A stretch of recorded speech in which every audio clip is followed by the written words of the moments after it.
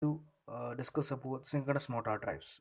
Before getting into synchronous motor drives, I would like to share some of the basic concepts of synchronous motors. Synchronous motors.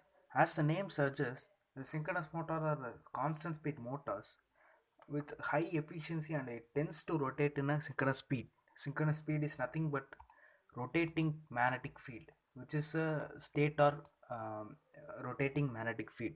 The rotor always tends to runs in the speed of a rotating magnetic field of stator. These type of motors are used in constant and precise speed applications in industries. Working. The rotor gets rotating torque due to interaction of steady and rotating magnetic field of the rotor and the stator respectively. While we give the AC supply to the stator as well as a DC supply to the rotor, stator will get a rotating magnetic field, and the rotor will get a steady state magnetic field. When these two magnetic field interact with each other, we get a torque. This is how the synchronous motor works rotates. A rotor is fed by a DC supply so that it gets steady state magnetic field, and the stator is fed by a three-phase AC supply so that it gets a rotating magnetic field. Construction. In terms of construction, it can be classified into two types, which are wound field synchronous motor, which is used in high power applications, and permanent magnet synchronous motors, which are used in low power applications. In wound field synchronous motor, it can be broadly classified into two types, which are cylindrical rotor and salient pole rotor. Cylindrical rotor is a rotor which is in the shape of cylindrical, and the poles are laid over the surface of the rotor, and so that the air gap of the rotor is very uniform, and it is used in high speed applications. In terms of salient pole rotors, the poles are projected from the rotor so that there is no uniform air gap available here. So these are used in low speed applications. Starting. There is also a concern in starting of the synchronous motor. The rotor with normal winding fed by DC supply will have a steady state magnetic field, and it gets the attraction and repulsive force alternatively because the starting inertia, there won't be any inertia in the time of starting. The speed will be very low. So the rotor will rapidly get attractive and repulsive forces alternatively, so that the net torque will be zero. To avoid this issue, the synchronous motor is started as an induction motor by providing squirrel cage rotors. The DC supply for the rotor is not given at the time of starting, so that when there is only synchronous, there is a winding which has a squirrel cage rotor and there is no any supply given to it, and also stator is given as a three-phase supply, then it is ideally it is a induction motor, and it starts like an induction motor with the help of a induction principle, by the induction principle. And once the rotor get a certain speed like maximum speed, the DC supply to the rotor is given so that the steady state magnetic field of the rotor is interlocked with the magnetically locked with the rotating magnetic field of stator, and stator starts to rotate in a synchronous speed. It won't rotate in a ideally in a synchronous speed, but it always tends to rotate in synchronous speed. um, during the rotor runs in a synchronous speed, there won't be any EMF induced or current flows through the squirrel cage rotor. From this video we can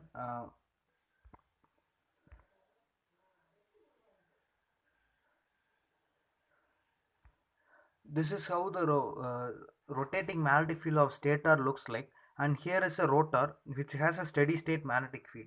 Once the magnetic this once this stator magnetic field rotates, the steady state magnetic field won't rotate, but in the case that it will interlock with the rotating magnetic field of the stator, for like this. The south pole of the rotating magnetic field is interlocked, magnetically locked with the rotor's north pole, so that whenever the south pole rotates in that position, the north pole also tends to rotate in with the south pole, so that thus we get a rotating magnetic field of the stator, which makes the rotor to run in a speed of an rotating magnetic field, which is the speed of a rotating magnetic field is also called as a synchronous speed. And there is also some kind of limitations. The load given to the motor should be within the capacity of the motor. If the required torque from the load is greater than the actual full load torque, then the rotor slips from the RMF and comes to rest. We can assume that if the load requires more torque than the capacity of the motor, the rotor is which tends to rotate in a steady rotating magnetic field, will deviate from its angle to the, and it slips from the rotating magnetic field. Thus, it gets a alternate attractive and repulsive forces so that it comes to rest.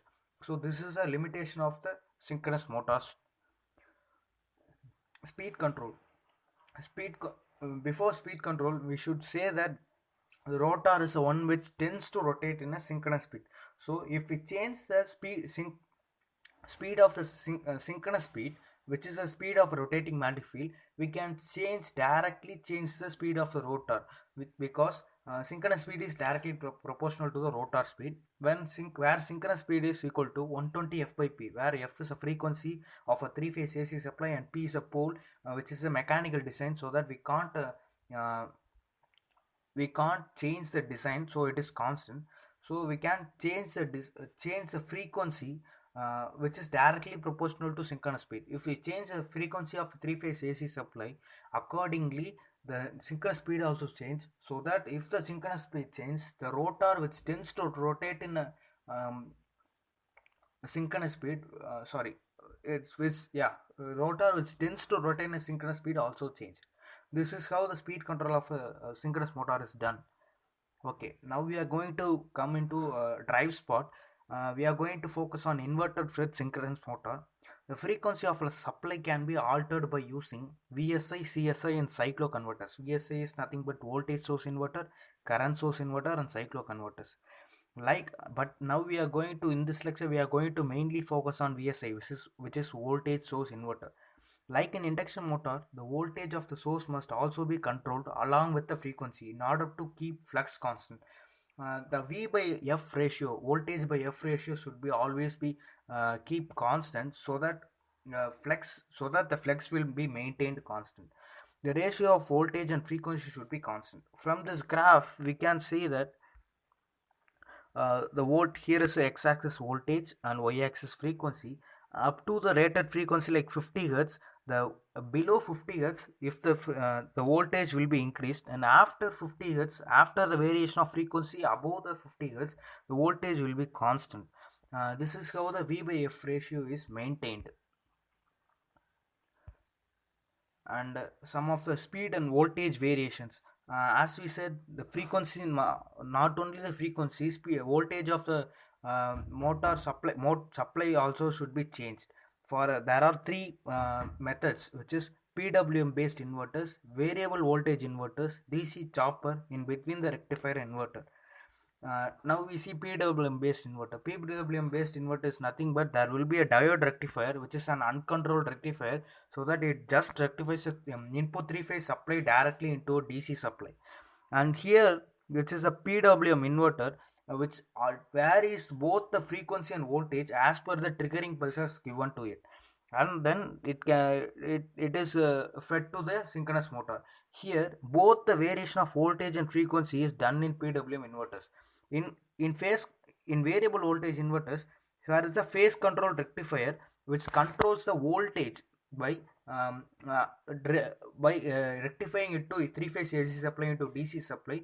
The triggering pulse to this rectifier will uh, rectifies AC to DC with respect to voltage. And also there is a square wave inverter, which directly varies the frequency by with respect to its triggering angle given. This is how the variable voltage inverters work. And in case of DC chopper in between the rectifier and inverter, there will be a diode uncontrolled rectifier and a square wave inverter. In behalf of phase control rectifier, here it is a DC chopper. The DC chopper, what it does is, with respect to the triggering angle given to it, it just changes the voltage of DC, so that the square wave inverter just changes the frequency with respect to its triggering angle given. This is how this works. And modes, there are two modes which are self control, which is a closed loop in the sense it will get an feedback system from the output to the input. The output frequency of inverter is determined by the speed of the rotor. The firing pulses of the inverter are obtained from the rotor. It can be achieved from comparison of terminal voltages or by a position of rotor. The position of rotor can be identified with the help of sensors like Hall effect sensors or encoders. And separate control loop. Separate control is nothing but an open loop. The motor is supplied by externally controlled frequency sources like crystal oscillators. In other words, changing the stator frequency independent of rotor parameters. There won't be any connection or feedback in the system, but this system is unstable and haunting occurs at times. Separate control. This is how separate control works. The AC supply and a delay circuit, and there is a delay circuit is used because the sudden change of frequency cannot be responded by the motor, so that there will be a delay circuit to give time to respond the frequency change. And also flex control, which controls a V by F ratio and determines suitable V by F ratio. And also voltage, reference voltage. Here is a reference frequency and a firing angle given to the rectifier, which will rectify and give the optimum voltage to the inverter. And here the inverter, which will deliver the optimum required frequency to the motor. So this is how separate control works. This is a separate control of synchronous motor fed from PWM inverter. Here is a three-phase AC supply and a rectifier diode. Both the frequency and voltage variation are obtained from here with the help of crystal oscillator signals. There won't be any signal from the feedback or signals from the machine. Feedback or signals from the machine, and this is called as a separate control method. And here is a separate control square wave inverter. Square wave inverter is nothing but there will be a phase control rectifier and an inverter. The phase control rectifier is phase control rectifier is responsible for the voltage variation, and the inverter is responsible for the frequency variation. This is how it works. And SM fed by chopper with inverter, which is there is a direct uncontrolled rectifier, and there will be a DC chopper which is responsible for voltage variation. And there is a square wave inverter which is responsible for frequency variation. This is how it works. And self control is nothing but it will get some kind of feedback from the output. This is how a self control works. There will be a three-phase AC supply and the controlled rectifier, which will give a variable DC supply, and there will be inverter. From the position of a rotor or some kind of output from the signal from the output, the frequency and the voltage of the input to the synchronous motor is determined. This is how self control works. And self control of synchronous motor fed from square wave inverters. Here the signal from the rotor is given to the both the phase control rectifier and as well as a frequency of inverter as an triggering pulses.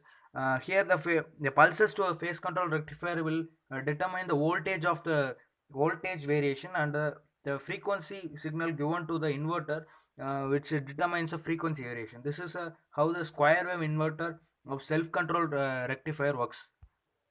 And self-control of SM fed from PWM inverter. PWM inverter is nothing but both the voltage and frequency variations are carried out in inverter. Here both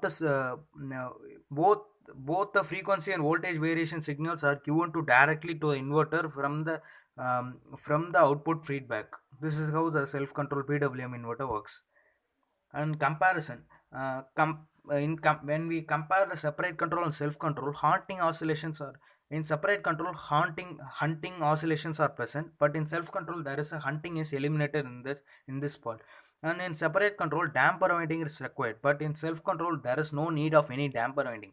And separate control stator supply frequency is controlled from independent oscillator. As we discussed earlier, there is a crystal oscillators are used to used externally to give the pulses to the inverters and phase control rectifiers in separate control. But in self control, there is no need of any independent oscillators for frequency adjustment, because we are getting feedback from the